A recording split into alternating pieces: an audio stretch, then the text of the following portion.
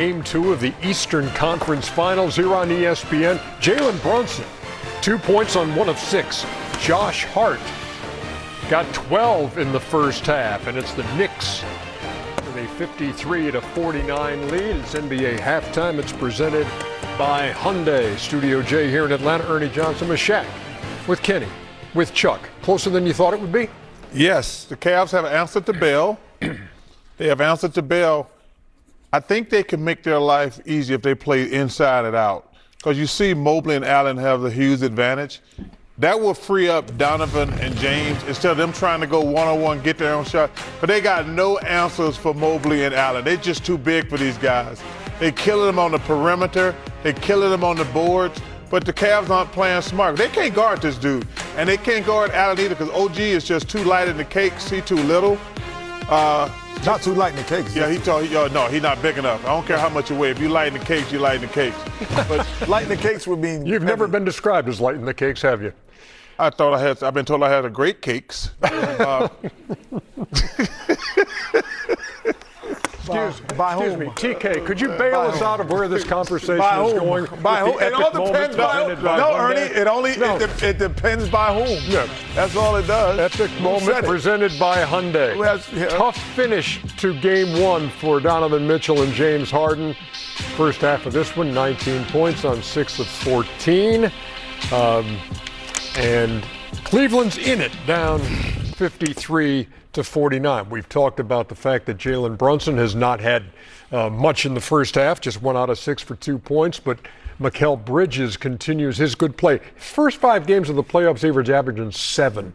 Last 7 games, it's been like 20. Last 20 and last 7 games, he's also shooting 68%. This is why I'm high on the others, because sometimes as a superstar, you just don't have it. Who's going to step up? Josh Hart has 12, and Mikal Bridges playing excellent ball right there. Could have took the 3, like Kenny said, nice move, went to the thing right here. He's feeling it, Ernie. Oh, he's coming at you. 1-2 step, he's coming at him. Shooting 68%, playing great. He's stepping up, he's holding the 4 down until Mr. Jalen Brunson comes to life. That's what you have to do. Especially at home. We all know that the others are more comfortable at home.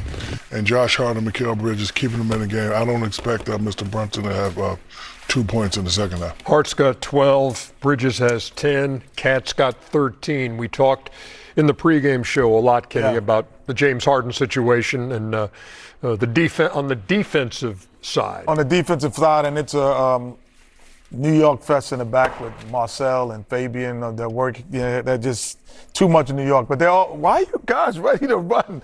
I'm not running today. I'm not running, man. Yep. It's not running. You know what? I can always tell when you're going to run. I'm not going to run. I'm not going to run. Okay. I'm not going to the board. So what happens is if we could all right. He's it's 2 nights in a row. Head away, Chuck. He's already gone. Chuck. 2 nights in a row. Ernie, I couldn't look. I couldn't. Yeah, whatever. Look, I was stuck in I was stuck. I was stuck. I couldn't run. I ain't gonna lose the whole playoffs to you and Shaq. My wires were crossed. Hey, my wires were I won the other night. That's exactly right. The one thing that you want to also see is this. If this is what I was paying attention to, Ernie, and we were talking about in the pregame, and I was saying that you have to have James Harden switch. You can't always just leave him out there on some island. No, I'm not going to.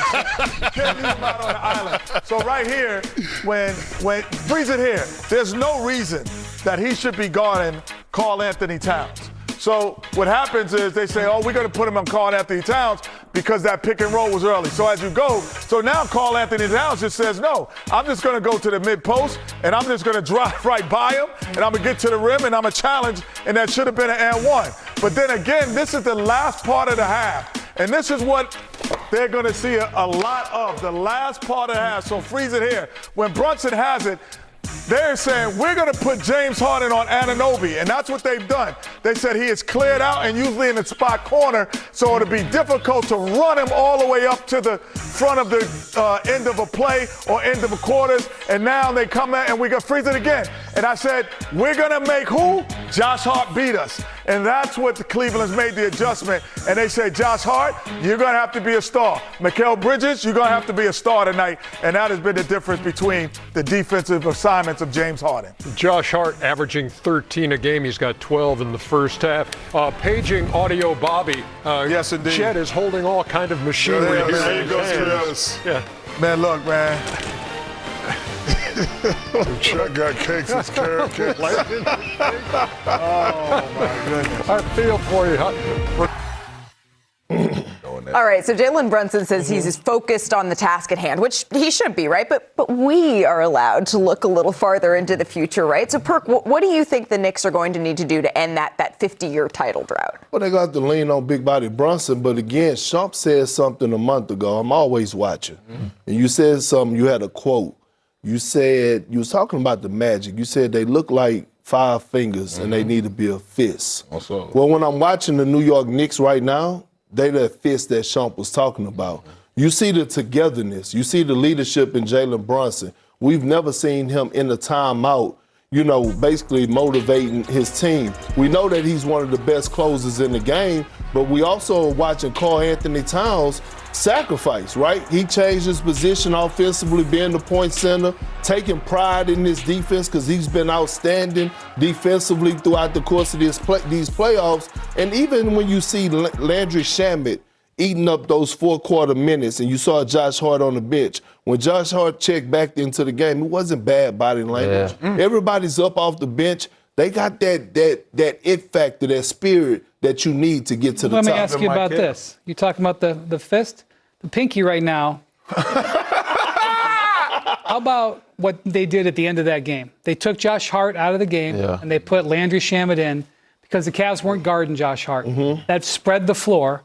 This lineup has been very successful for the Knicks. So Josh Hart, this has happened occasionally, but look at this in the difference. Plus 36.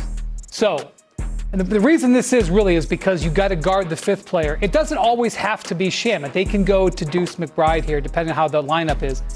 But I would not be surprised if the Knicks get into being behind late again, that Landry Shamet is in the game so they can spread the floor and let Brunson work. I would be surprised if they get down early. But I wouldn't be surprised if they insert Landry into the lineup sooner and Deuce, like once they get going, because Deuce was a big factor for them in that Philly series. He had like 4 or 5 threes in the 5 minutes that he got in the game. So Mike Brown might make that adjustment. But for me, it's Karl Anthony Towns. This team rises and falls on how he produces. If he's the guy that's able to start the offense, get in the flow, rebound, and get involved and not feel, it opens up the floor for everybody else. And also their health. OG Anunoby is a big piece, but you know what you're going to get night in, night out from Jalen Brunson. You know what you're going to get from OG when he's healthy. Mikal Bridges has stepped up his game, but KAT, ultimately, and you say you can't win championships with small guys, but you can this year. If KAT plays like he's supposed to play, the Knicks can win a championship this year. So the best lineup for the Knicks then is what, Shump? I don't know, because though I understand what he's saying and I understand what the numbers are going to prove, I like that for situational things. I don't like it throughout a game. Throughout a game, Josh Hart doesn't get the stats all the time that he deserves, but he's principled. Principled players need to be on the court. Sometimes it's not about them having a home run block or a steal. What it's about is his defensive position. He not going to help off the strong side corner. And if he do help off the strong side corner, I bet he get a deflection or a steal, or he going to bust his ass to get back because he know he made a mistake. The effort has to be there. The principles have to be there, and it has to be able to trickle down the line. Josh Hart does that. That's why he plays so many minutes. I'm with Shump on this, and I think it depends on the lineup that you're playing against. Again, we look ahead, they're taking it game by game, but imagine they play OKC or San Antonio. Mitchell Robinson might be that guy that they need. Like this, When they go all for the matchups, the big. That's what gave San Antonio troubles in that in-season tournament with the Cup game. And then further on, they beat also San Antonio by 20+ later on in that season. So Wemby, he's shown that he struggled with the big. Isaiah Hartenstein, this is a different animal when you have Mitchell Robinson and KAT together. So he could be that other guy in that lineup, depending on who the matchups are, that can help the Knicks win. But two things. Number one, that's why we're talking about the fist. I wouldn't be surprised if they go small ball at times with OG Anunoby at the 5, right? So they won't have that hack-a-miss thing going on and OG Anunoby And the Cavs tried that a little bit. And then all of a sudden you spread the floor. But let's be real here. The moment is set and the stage is set for Big Body Brunson to dance. And it's a reason I gave him the nickname Big Body Brunson. is because he's 6'1", 6'2", but he plays like he's 7 foot. And check out these clips. This is 6'7", 6'8" Dyson Daniels. Look at him, little boy. Come here, I'm a grown man. I'm gonna body you and put you in the rim. Here we are again. This is Kelly Oubre, 6'7", 6'8". Check out Big Body Brunson. I'm gonna give you all this shoulder with the little left hand scoop shot.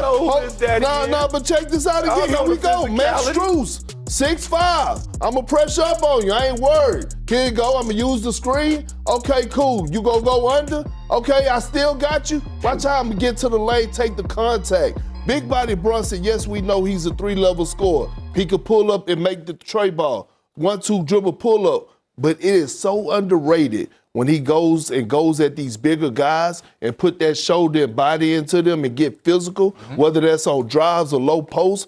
Right now, the stage is set for him to dance. I said this earlier. He's on the verge. If he can complete the mission or win the championship. Number one Knick. Oh, thank you, Sean. The what? Number one Knick all time. Okay. There you go. Well, the game 2 of that series is I ain't gonna lie tonight. to you. Game 2 in I the ain't gonna lie West to you. was last night. Let's take a break.